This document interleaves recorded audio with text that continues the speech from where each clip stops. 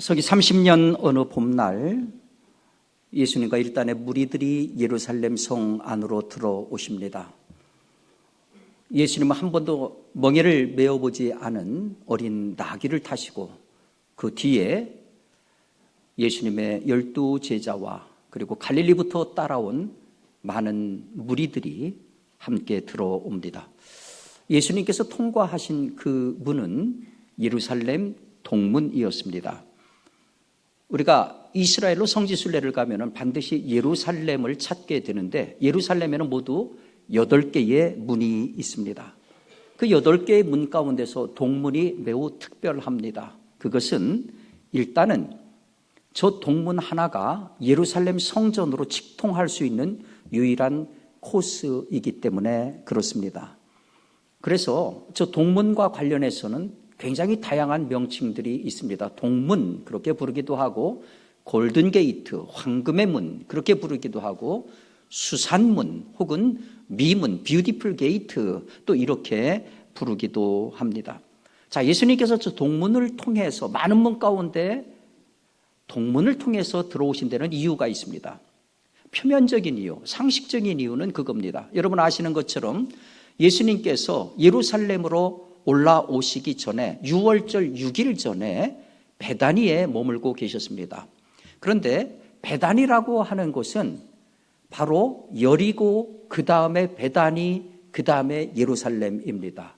지형적으로 보면은 베다니에서 올라오게 되면은 반드시 예루살렘 동문을 통과해서 예루살렘으로 들어오게 되어 있습니다. 이런 표면적인 이유 때문에 예수님께서 동문을 통과하신 것입니다. 그런데 이런 표면적인 이유 말고도 사실은 더 깊은 신학적인 의미가 여기에 담겨 있습니다. 에스겔서 43장 1절에 보면은 이런 말씀이 있습니다. 그 후에 그가 나를 데리고 문에 이르니 곧 동쪽으로 향한 문이라. 이스라엘 하나님의 영광이 동쪽에서부터 오는데 43장 4절에 보면은 여호와의 영광이 동문을 통하여 성전으로 들어오고 44장 1절부터 3절을 보면은 그가 나를 데리고 성소의 동쪽을 향한 바깥문에 돌아오시니 그 문이 닫혔더라. 여호와께서 내게 이르시되 이 문은 닫고 다시 열지 못할지니 아무도 그리로 들어오지 못할 것은 이스라엘 하나님이다 여호와가 그리로 들어왔음이라. 그러므로 닫아 둘지니라. 왕은 왕인 까닭에 안길로 이 문 현관으로 들어와서 거기에 앉아서 나 여호와 앞에서 음식을 먹고 그 길로 나갈 것이니라. 이 일련의 성경 구절의 핵심적인 단어는 동문입니다. 다 예루살렘 동문을 지칭하는 얘기들입니다. 한마디로 동문이 뭐냐? 하나님의 영광이 성전으로 임하는 문입니다.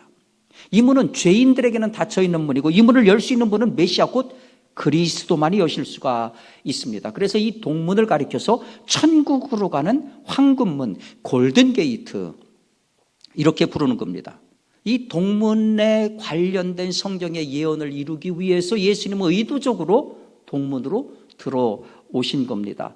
자, 유대인들도 이 동문, 예루살렘 동문에 대한 구약의 예언을 잘 알고 있습니다. 동시에 예수님에 대해서도 많이 들었습니다. 예수님은 기적을 몰고 다닌다더라. 오병이의 기적을 베푸셨다더라. 무리를 걸으셨다더라. 수많은 병자들을 고치셨다더라. 심지어 얼마 전에는 가까운 마을인 베다니에서 나사로 죽었던 나사로를 살리셨다더라. 그런데 지금 그 예수가 예루살렘의 동문을 향해서 나귀를 타고 들어온다. 이 소식을 접했을 적에 유대인들은 구약의 즉각 또 다른 성구를 떠올렸을 겁니다. 시온에 따라 크게 기뻐할지어다. 예루살렘에 따라 즐거이 부를지어다. 보라 내 왕이 내게 임하나니 그는 공의로우시며 구원을 베풀며 겸손하여서 나귀를 타나니 나귀의 작은 것 곧 나귀 새끼니라. 당시 왕들은 전쟁에 출정할 적에는 말을 탔습니다. 그런데 평화시에 백성들을 이렇게 순례하고 할 적에는 평화를 뜻하는 나귀를 탔습니다. 이런 사실들을 유대인들은 다 알고 있었던 거죠. 자, 그러니 예수님께서 어린 나귀 새끼를 타고 예루살렘으로 입성한다 그 소식을 접했을 때 무슨 생각을 했겠습니까? 아하, 예수라고 하는 분은 죽은 자도 살리는 놀라운 신비의 능력을 가진 분이니 이분이 평화의 방법으로 들어온다는 얘기는 피 흘리지 않고도 그의 탁월한 능력을 통해 가지고서 저 로마 제국을 총칼 들지 않고도 그냥 다 섬멸해서 우리에게 독립을 주겠구나. 모든 상황들을 다 맞춰봤더니 퍼즐이 하나씩 맞는 거예요. 그래서 그들이 내린 결론이 이거지요. 예수가 우리가 그렇게도 기다리던 메시아구나. 여러분 아시는 것처럼 유대인 성인 남자들은요, 이스라엘의 이 유월절과 같은 축제 때는 반드시 예루살렘을 와야 됩니다. 와가지고 성전에서 제사를 드려야 됩니다. 그렇다면은 예수님 나이를 보세요. 대략 우리가 33살에 돌아가셨다고 하잖아요. 그렇다고 하면은 그 나이대로 따진다고 하면 성경은 다 일일이 기록하고 있지 않지만은 매년 예루살렘에 들어오셨을 거예요. 그런데 성경은 그 일에 대해서 아무 얘기도 안 합니다. 그 얘기는 뭡니까? 특별한 일이 없었던 거예요. 그런데 이번 방문만큼은 전혀 다르더라 하는 거죠. 가만히 보면은 예수님께서 예루살렘으로 들어오는 것은 예수님의 의도한, 의도적으로 계획한, 완벽하게 계획된 행동이었어요. 제자를 보내서 나귀 새끼를 미리 마련하게 해요. 거기다가 평상시에 평화시 때에 왕들이 하는 것처럼 그 나귀 새끼에 올라타 가지고서 들어와요. 자, 우리 의문은 그거죠. 왜 예수님은 수많은 위험과 수많은 오해를 무릅쓰고 그렇게 유대인들이 그리는 왕의 모습으로 들어왔을까? 여긴 두 가지 이유가 있습니다. 첫 번째는 우리 주님이 누차 말씀하신 것처럼 선지자를 통해서 하신 말씀을 이루려 함이라.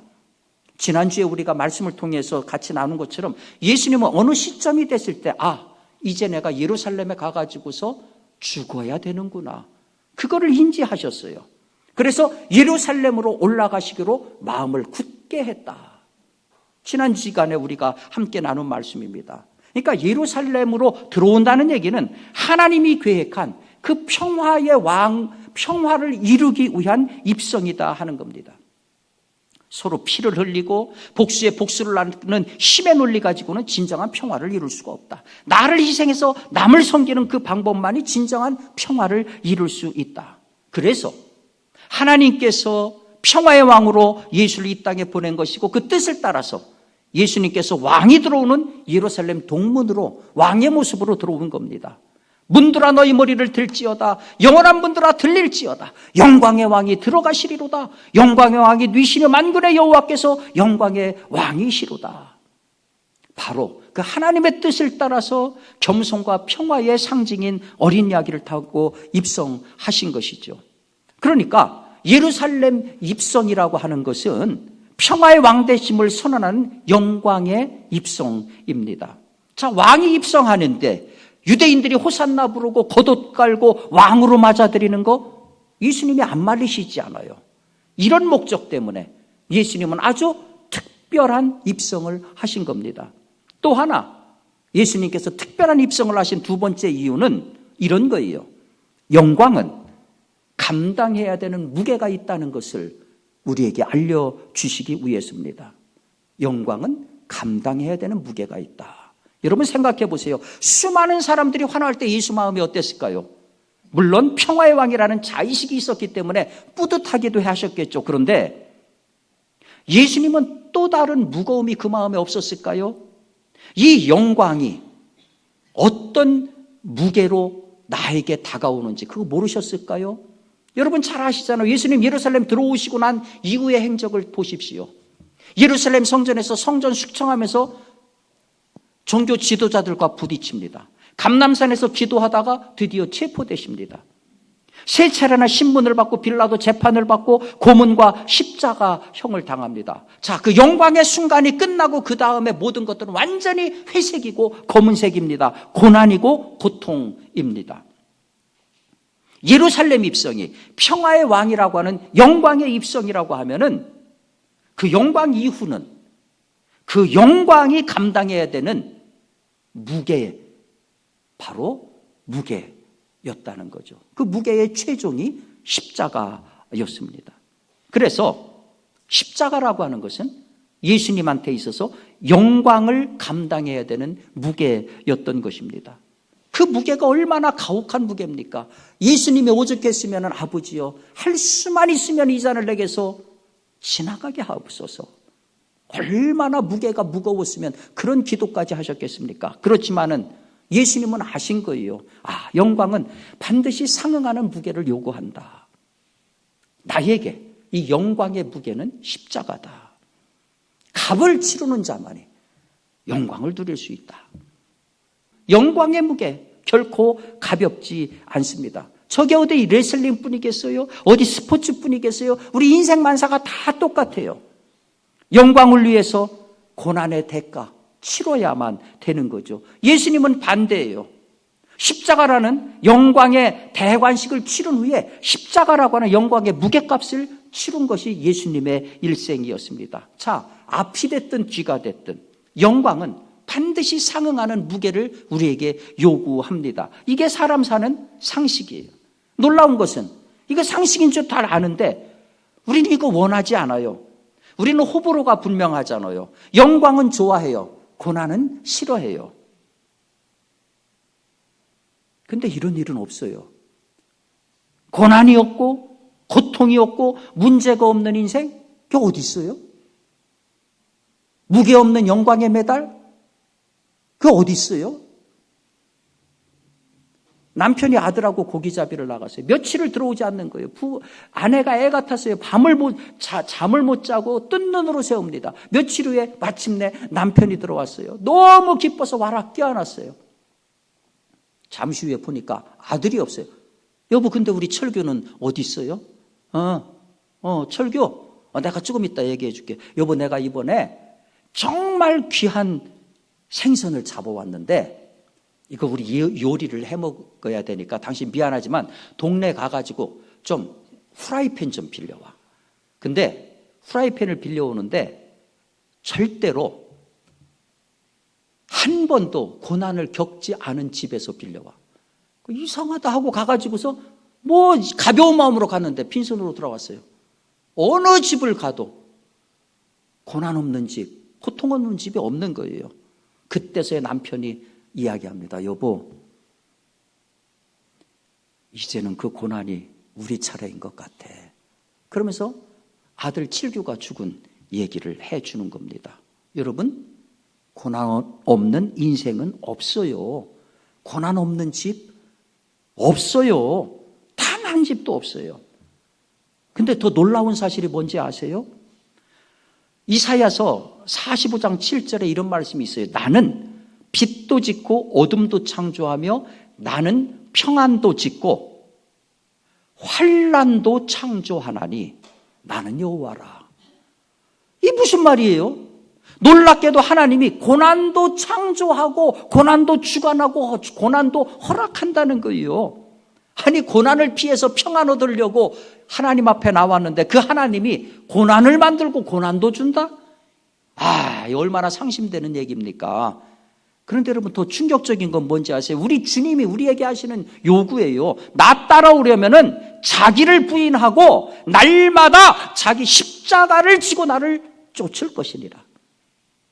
여러분, 고난과 고통을 피하기가 버거운데 우리 주님은요, 한 걸음 더 나가서 고난의 상징인 십자가를 지고 나를 따라오라. 어떤 성도가 주님이 이렇게 말씀하시는데 들어야지. 기도를 했어요. 하나님, 내가 듣긴 듣겠는데 제 십자가가 너무 무겁습니다. 조금 가벼운 걸로 바꿔주세요. 그래서 하나님이 천사를 불러서, 야, 제가 저렇게 기도하니까 너 저 친구 데리고 저 십자가 있는 광으로 좀 가가지고서 아무 거든지 하나 골라가라고 그래. 내려가 봤더니 막 십자가가 천지에 널려 있어요. 이것저것 보다가 막 작고 들어보니까 가벼워요. 또 예뻐요. 이걸로 하겠습니다. 딱 들은데 얼마나 가벼운지 몰라요. 고개를 넘어가는데 어떤 사람 보니까 옆에서 막 십자가 큰 걸 질질 끌고 땀을 뻘뻘 흘리고는 저 화상은 저거 요령도 없어. 하나님한테 얘기하면은 나처럼 가벼운 거 줄 텐데 머리가 나쁘면 온몸이 고생한다는 말이 맞아. 보니까 산이 있어. 막 조깅하듯이 뛰어 올라갔어요. 산 저쪽에 보니까 드디어 파라다이스가 쫙 펼쳐지는 거야. 이야, 저기가 내가 가야 될 곳이다. 막 날듯이 산 기슭을 내려왔더니 거기 강 하나가 쫙 흐르고 있는 거예요. 그리고 거기 천사가 지키고 있어요. 그리고 그 강에는 엄청나게 많은 다리들이 쫙 있는 거예요. 천사가 이름을 확인하더니 당신 다리는 저쪽에 있네. 그 강을 건널 수 있는 길은 오로지 각자에게 정해져 있는 그 사람의 다리 하나뿐이야. 그러니까 반드시 그 다리 아니면 건널 수가 없어. 저쪽으로 가봐. 천사가 알려준 대로 갔더니 그 자기 이름 명체에 써 있는 다리 앞에 천사가 또 지키고 있어요. 그러면서 이름을 딱 체크하더니 자네 맞네. 여기 건너가도 돼. 이 다리로 가는 거야. 허락이 떨어지자 아주 신나게 좁은 다리를 막 건너갔어요. 한참 가다가 강 중간 정도 딱 됐는데 다리가 뚝 끊겨져 있는 거예요. 아니, 천사님이 다리가 끊겨져 있어요. 갈 수가 없어요. 그때 천사가 그런 얘기를 합니다. 그래? 그 자네가 지고 온 십자가 있지? 그거 거기다 이렇게 펼쳐놓는 거야. 아마 딱 맞을 거야. 그러면 그거 건너가게 돼 있어. 연결해봐. 근데 이거 어떻게 해요? 자기 십자가 무겁다고 자꾸 가벼운 거 골라왔잖아요. 그 작은 거 딱 대니까 퐁당 빠져버렸어요. 천사가 보고 얘기합니다. 그 자네 십자가 아니네. 자네 십자가 아니면은 자네는 이 다리 건널 수 없어. 여러분, 우리는 모두가 다 가볍고 부담 없는 십자가를 원하죠. 근데 정작 중요한 것은 그게 자기 십자가냐 하는 거예요. 자기 십자가냐. 주님이 말씀하셨어요. 나를 따라오려거든 자기를 부인하고 자기 십자가를 지고 나를 쫓을 것이다. 자기를 부인해라.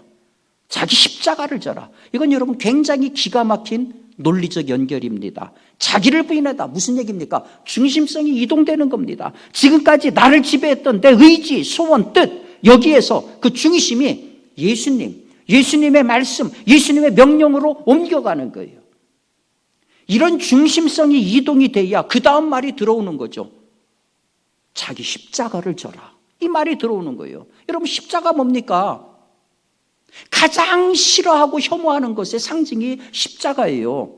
그런데 십자가는요, 고문 도구가 아닙니다. 십자가는 사형 도구예요. 십자가는 죽는 거예요. 십자가 진다는 게 무슨 얘기입니까? 죽는다는 얘기입니다. 근데 내 십자가를 지금 지라고 해요. 오늘날 그게 무슨 의미입니까? 첫 번째로 죽기보다도 싫은 거. 죽기보다도 싫은 거. 그런데 해야 되는 거. 그게 현실적으로 주님이 말씀하시는 내 십자가예요. 많은 학생들이 공부가 업이에요. 근데 죽기보다도 싫어가지고 집을 가출하는 청소년들이 있어요. 그 아이들이 시간이 지난 다음에 100% 후회를 합니다. 우리 주부들도 해야 되는 일들이 있어요. 근데 죽기보다 싫을 수도 있어요. 설에 상 차리는 거 이런 거 싫어하더라고요. 집안에 병자가 있으면 긴 병에 효자 없다는 말이 있어요. 처음에는 아무 생각 없이 당연히 해야 되는 걸로. 그런데 하다 보면은 나도 모르게 죽기보다 싫은 일로 전락이 됩니다. 식구들 먹여 살리기 위해서 새벽별 보고 출근하다가 어느 날 그게 너무 죽기보다도 싫은 걸로 다가올 수도 있어요. 어떤 집은 부부가 죽기보다도 싫은 십자가일 수도 있고, 자식이, 부모가, 형제가 죽을 만큼 고통스러운 십자가일 수 있습니다. 그런데 그게 내가 피할 수 없는 내 운명이라면은 그건 내가 짊어져야 된다는 거예요.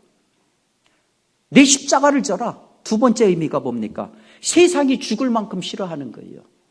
세상이 죽을 만큼 싫어하는 거. 다른 말로 하면은 예수 믿기 때문에 내가 짊어져야 되는 십자가입니다. 그거는 우리 그리스도인들밖에 없어요. 이 십자가가.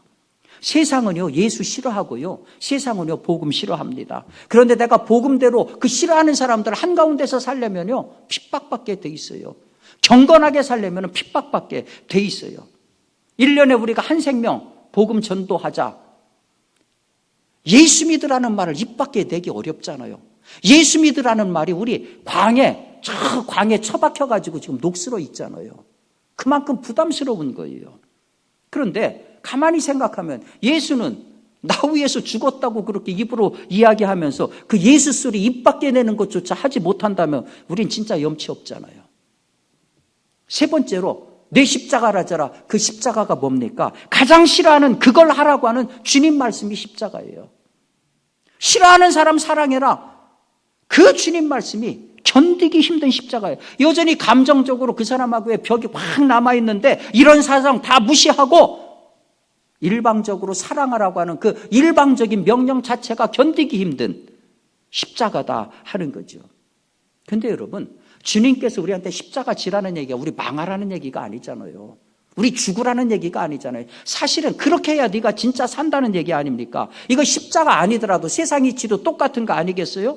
영광을 보려면은 고난을 극복해라. 어디 가도 들을 수 있는 얘기 아닙니까? 여러분, 영광이라고 하는 것을 히브리어로요, 카보드라고 해요. 카보드. 근데 그 카보드라고 하는 단어 안에 무슨 의미가 있는지 아세요? 짐, 무게, 그런 뜻이에요. 영광은 짐지는 거예요. 영광은 엄청난 무게가 나가는 거예요. 쟁취하는 거 쉽지 않아요.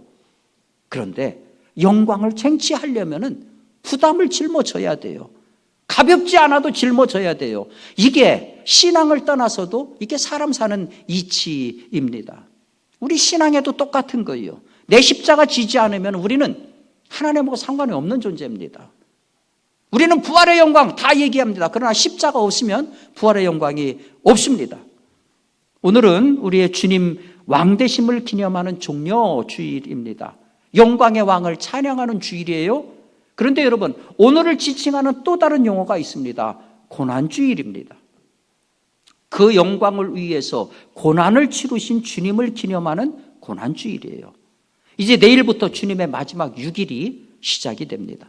어느 때나 우리가 부족하면 부족한 대로 주님 중심으로 살려고 노력을 해왔지만 특별히 이번 한 주간만큼은 특단의 열심을 가지고 주님의 고난을 내 마음에 새기며 주님 명령하신 내 십자가 지고 주님 뒤를 따랐으면 좋겠어요.